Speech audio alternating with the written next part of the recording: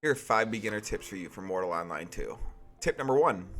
Your starting stats do matter in this game. Your height, your age, your race, all of that matters on your actual stats. Now these stats can be changed later on in games if you get potions, but that costs a lot of gold. Your weight also matters for this game.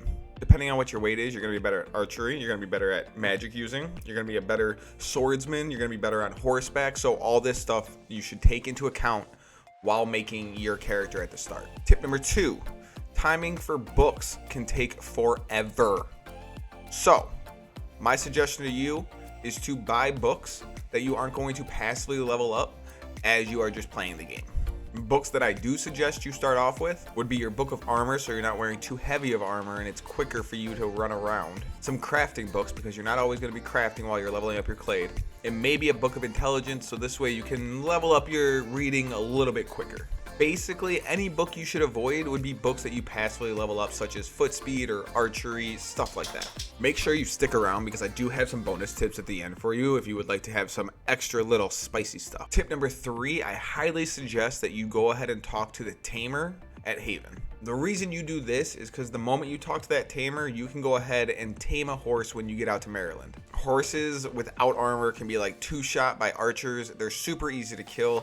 And depending on where you are, they're anywhere from like 40 to 30 gold depending on your starting area. And it's easy to say that taming a horse is going to make your life 10 times easier when your horse inevitably died. Tip number 4, I want to say dungeon is the best place for you to level, which it is if you're fighting with some friends. But I would go kill zombies. You don't have to loot them, just kill them over and over and over and over again. You're going to get about 160 clade every 10 minutes. Now, if you're looking to get money, I would hunt the bandits in the dungeon. You're going to get the most money off their heads because for 4 of them, you get 1 gold. And finally, tip number 5, do not leave Haven until you're at least level 5. Now, what I mean by this is make sure your clade is leveled up high enough because you're not going to get any excess clade for killing the same creatures out in Maryland. You can stay there for a week, for 2 weeks. Just level up your skills, level up everything, and don't rush this process, okay? Because it will make your life 10 times easier when you finally get out there and you can get PvP'd and ganked and player killed and everything else when you're out in Maryland. So here's a couple bonus tips for you. I would stay in Haven until you can kill at least 2 bandits by yourself, if possible. I know as an archer like me, you might not be able to do that, but it would be nice for you to understand the mechanics of fighting before you get out to Maryland because you will get killed a lot.